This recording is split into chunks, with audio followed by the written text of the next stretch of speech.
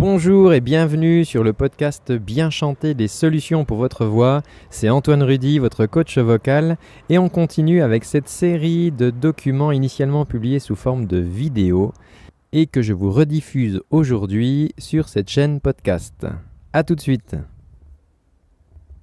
Comment avoir une belle voix chantée? Le premier réflexe que vous pouvez mettre en place. Bonjour, je suis Antoine, votre coach vocal et je vais vous expliquer tout ça immédiatement. Vous pouvez rejoindre la chaîne YouTube si vous souhaitez recevoir toutes les semaines des exercices ou des conseils pour améliorer votre voix. Tout d'abord, je voudrais vous rappeler un petit peu le système de fonctionnement de notre voix. On peut imaginer 3 étages. Vous voyez sur l'image que nous pouvons séparer le système respiratoire que vous voyez sur le personnage, donc au niveau de la zone poumon. Le deuxième étage est la zone production du son au niveau de nos cordes vocales, donc ça se passe ici dans le cou, plus précisément au niveau de la pomme d'Adam. Et le troisième étage qui joue le rôle de haut-parleur, de résonateur sur la partie ici tête. Donc vous voyez ça résumé sur ce petit personnage.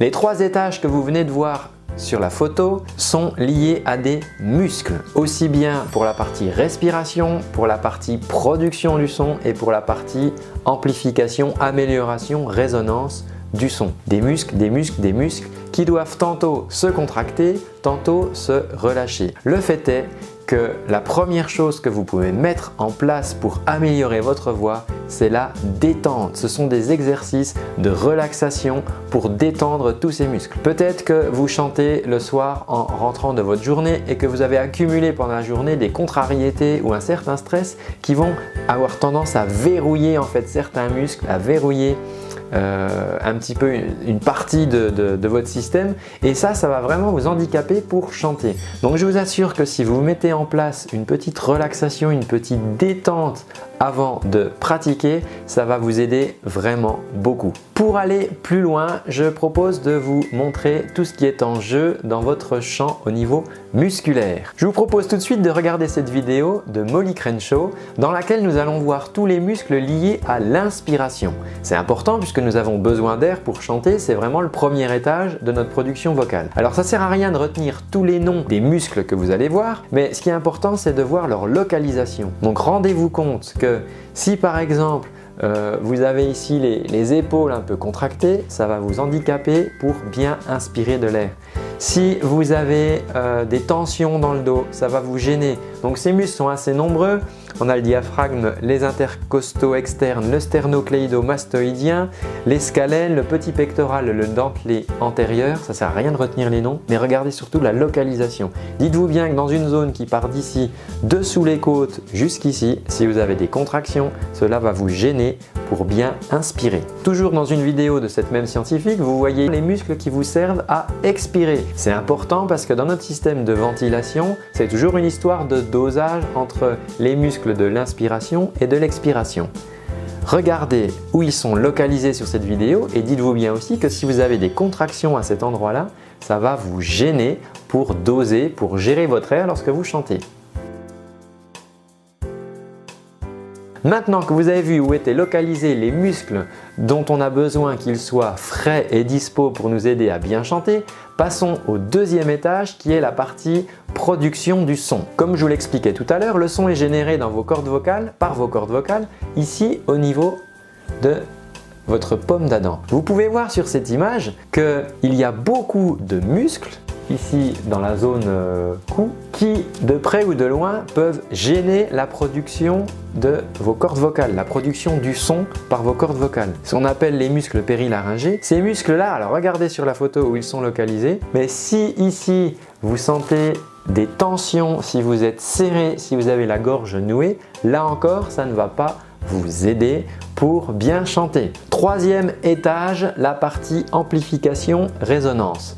Alors là, vous pouvez vous rendre compte de tout ce qui bouge ici dans la bouche. On a la mâchoire, la langue, le palais et bien d'autres choses. Mais je pense que vous avez déjà ressenti la sensation de j'ai les dents serrées, vous savez, comme ça là. Bon, et bien ça par exemple, si notre mâchoire n'est pas bien détendue, ça va nous gêner aussi, ça va nous handicaper pour fabriquer le son qui nous plaît. Donc c'est important aussi de détendre cet étage-là pour avoir une voix libre et avoir un son le plus proche possible de ce que vous souhaitez. Alors, nous avons vu les 3 étages.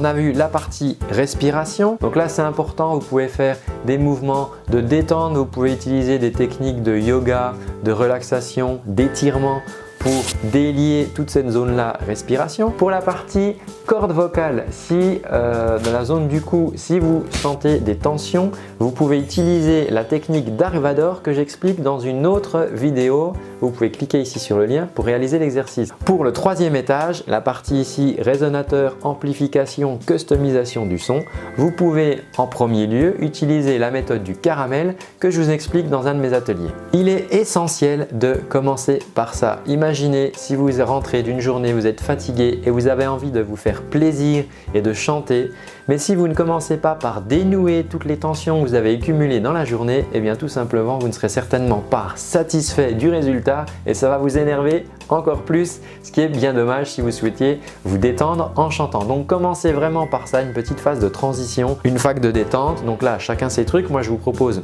des exercices. Si vous souhaitez justement travailler ces exercices, l'exercice du caramel par exemple, vous pouvez visionner gratuitement 1 heure d'atelier que j'ai réalisé en vidéo en cliquant sur le petit bouton ici sur l'écran ou bien dans la description ci-dessous. Si cette vidéo ne vous a servi à rien, alors ne la partagez pas et ne la likez pas. Si par contre cette vidéo vous a apporté de la valeur, alors à ce moment-là, vous savez ce qu'il vous reste à faire. Si vous souhaitez aller plus loin, je vous donne tout de suite rendez-vous dans mon atelier vidéo et en attendant, prenez soin de votre voix.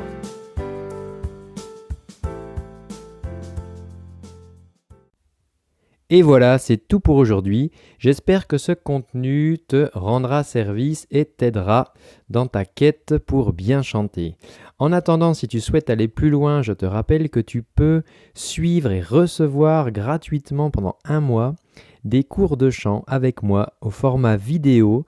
Tu reçois ça toutes les semaines par mail.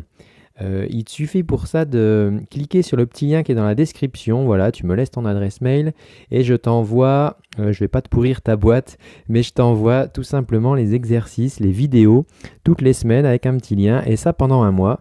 Et voilà, ça sera l'occasion pour toi de démarrer le travail de ta voix. En attendant, je te dis à très bientôt et surtout, prends bien soin de ta voix. Ciao!